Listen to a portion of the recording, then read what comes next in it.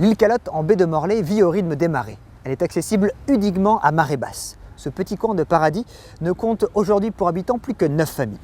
De nombreux visiteurs s'y rendent chaque jour pour apprécier son calme, la découvrir et visiter notamment la chapelle Notre-Dame de Calotte. Calotte, petit bout de terre à deux visages.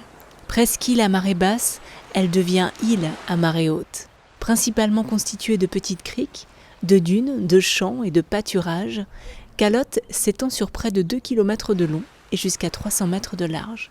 Au point culminant de l'île, la petite chapelle Notre-Dame de Calotte. Classée aujourd'hui monument historique, la chapelle doit sa rénovation notamment à l'implication de l'ancien recteur de Carantec.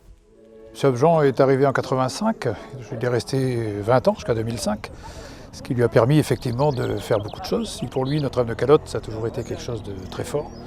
Donc il a tout fait pour que cette chapelle soit très belle et il a participé à la rénovation. La première rénovation avait eu lieu avec l'abbé Bausson, une trentaine d'années avant lui. Et vu l'état de la chapelle, il a eu à cœur de s'entourer des gens compétents pour bien la restaurer. Et donc quand on voit maintenant à l'intérieur ces belles dorures, tout a été refait à neuf pratiquement. Alors c'est une chapelle évidemment qui est fragile puisqu'elle est sensible à l'humidité. On le voit bien à travers l'entretien des œuvres, en particulier des tapisseries. M. Jean était très conscient de ça. Il a aussi fait en sorte que les 3 cloches dans le clocher remplacent la vieille qui était brisée. Roger Abjean était aussi un amoureux des arts, musique mais aussi peinture. Des artistes ont donc contribué à ses côtés à redonner belle figure à Notre-Dame de Calotte. Ils proposent aujourd'hui une exposition en mémoire du père Roger Abjean. Il y avait dans un des transepts une ancienne peinture de Sainte-Anne qui était complètement piquée. Et donc il m'a demandé de faire une Sainte-Anne trinitaine, c'est-à-dire une Sainte-Anne avec la Vierge et l'Enfant, qui donc a pris sa place dans le rétable d'un des transepts. Et comme dans l'autre rétable, il manquait aussi une peinture, donc il m'a demandé de faire une descente de croix.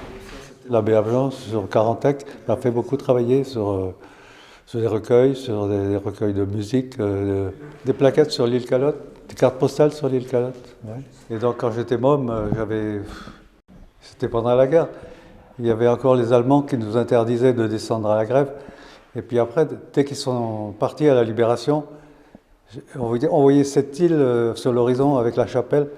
Avec un copain, on est venus en vélo tous les deux sur le même vélo. Si on m'avait dit à cette époque-là, je devais avoir 10, 12 ans, qu'à 85 ans, j'exposerais dans la chapelle, ouais.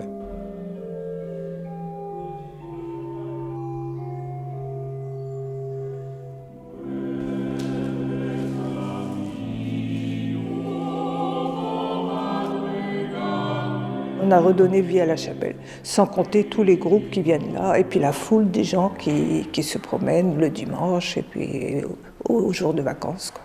Car l'île a bien changé. À l'époque, les Calotins vivaient du ramassage du goémon, de l'agriculture et de la pêche. J'ai fait toute ma carrière et puis toute ma vie ici, alors je ne me suis plus toujours là. On a dit jusqu'à 80 personnes par là. Il y a un changement terrible, quoi. Et quand on revient en arrière, maintenant, on ne reconnaît plus l'île, si on veut, quoi. Parce que avant, il y avait il y avait des goémoniers, et puis ils travaillaient un peu de terre, tout ça, quoi. Alors c'était très intéressant. Et que maintenant, c'est une île plutôt d'estivant, quoi. Calotte vit aujourd'hui au rythme de sa chapelle, de ses pardons comme celui du 15 août, et se laisse découvrir aux yeux des promeneurs.